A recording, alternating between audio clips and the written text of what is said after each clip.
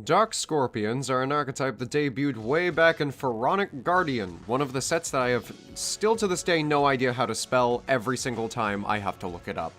They mostly consist of monsters that allow duelists to use one of two effects after dealing battle damage with them.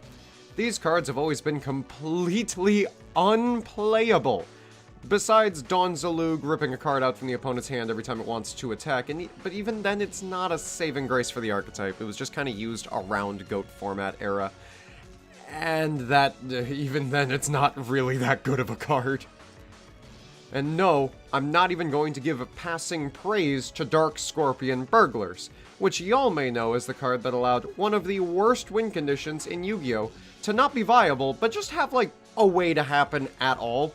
You'd summon the Burglars, Xian Spy it to the opponent's side of the field, or creature swap whatever you wanted to try to up the consistency of this deck. I know you can't, like, see them, but I'm putting up quotation marks, and I'm sure you could hear them.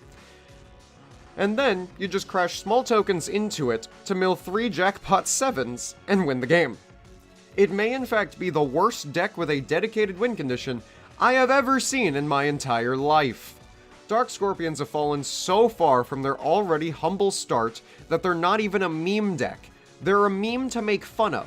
We're laughing at them, not with them, you know? So how did one of these cards end up on the restricted list? It was almost never even their story, as they piggybacked off of one of the few cards that was so legendarily banned, it got its effect changed, because there would literally be never a time where it would come off the list unscathed. And if you like this content, be sure to subscribe. Really helps out the new channel. Let me know what you'd like to see talk about in the comments down below. And also, just know, I stream pretty often, and my Discord's really active. Those are links in the description right now. I'd appreciate it. That's super cool. We're really growing at a fast pace. So let's just keep going. I'd really like this channel to blow up, maybe. Get some collaborations, have some Yu-Gi-Tubers look at me and go, wow, you're kind of worth it, or cool. That'd be sick. To explain why a Dark Scorpion was restricted, we need to first go to the card MAKYURA the Destructor, which debuted in Dark Beginning 1. Yeah, no, it's not just a reprint set. It came out in this set, and had a rather interesting effect. During the turn in which it was sent to the graveyard, trap cards could be activated from the hand. This completely bonkers effect could mitigate almost anything and allow you to loop your entire deck and get Exodia to win the game, for example. But as we know, if there's a really good deck in Yu-Gi-Oh!, people will always want a funnier way to win. Sometimes that's using random other Gem Knights with Brilliant Fusion. Sometimes that's putting Zoo into Ally of Justice or some other garbage deck just to prove that Zodiacs are broken. And other times, it's people looking at this objectively busted card and thinking, how can I win with this, but using the worst archetype that has ever existed? I mean that, by the way. I don't think there's an archetype worse than it. Ally of Justice at least had one really good synchro, one tech synchro, a side deck card. Ice Barrier had 2 banned synchros and a Jin out. And, like, B.E.S. at least got support with B.E.F. ZELOS and other cards. They weren't just forgotten.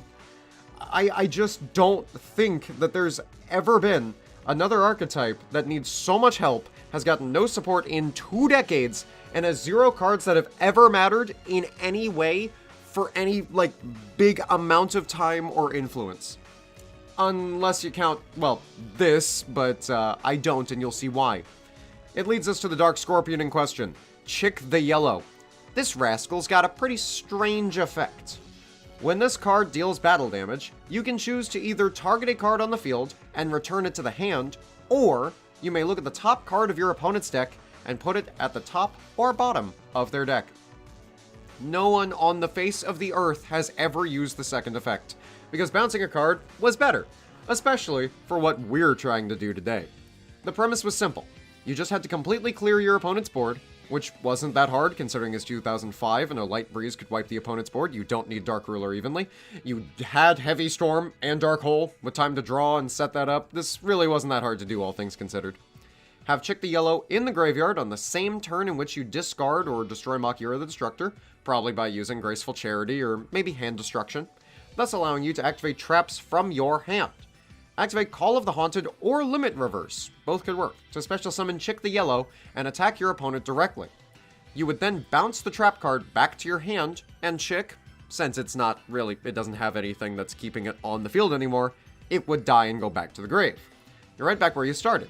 So you simply play the card again, attack, bounce it back, destroy Chick, revive again, attack, bounce, revive, attack, bounce, revive, attack, bounce, until you win the game. It only takes 8 loops. So, not only was it hilarious and broken, it also really didn't take that long. Of course, this didn't last long, as the card was immediately semi-limited, less than a month later in April 2005. If you're wondering what this could have possibly done, well, MAKYURA was also banned on this ban list. At the exact same time, April 2005. This was a very good idea considering the fact that MAKYURA the Destructor almost single-handedly made Yu-Gi-Oh! Completely unplayable. I'd really like to take a moment to, delve deep into this, right? This was a deck that was like the 7th best version of MAKYURA FTK. Konami banned MAKYURA, and then still thought that maybe, just maybe, Chick the Yellow could strike again.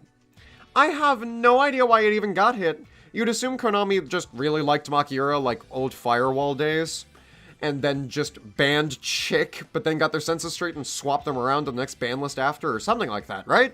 But nope, they banned the problem card, and semi-limited a card that has never done anything without MAKYURA. Ever. It got unlimited on the exact next list. No longer could people be subjected to the terror that a man named Chick the Yellow could instill in the hearts of man and child alike. I don't understand it. It's just absurd to me. Trust me, I've been trying to make Gafar format, you know, the casual Yu-Gi-Oh! Video that you guys watched. If you haven't, go on ahead and watch it, but it's essentially just like Pokemon tiers for Yu-Gi-Oh! And that leads me to trying to have ban lists for every single deck that can exist. Issue. I know how hard it is to try to balance a game. You know, you gotta know about the average power level you want it to be at. You want to know what's the actual problem card. If you mess up, people are going to have to play with that jank rule set for a while before you get the opportunity to fix it again. You know, like, I understand and I can sympathize. But I also still would not semi-limit Chick the Yellow. While this ban has mostly been forgotten due to it being unlimited in September 2005, Konami decided to poke a bit of fun at the limitation by having it as a dual puzzle in the 2005 Yu-Gi-Oh! DS game, Nightmare Troubadour. I don't know if that's a word. I'm going to assume it isn't, but that it just sounds cool. Kind of like how Häagen-Dazs doesn't actually mean anything in Danish, it's just supposed to sound really Danish. Leave a like if you didn't know that.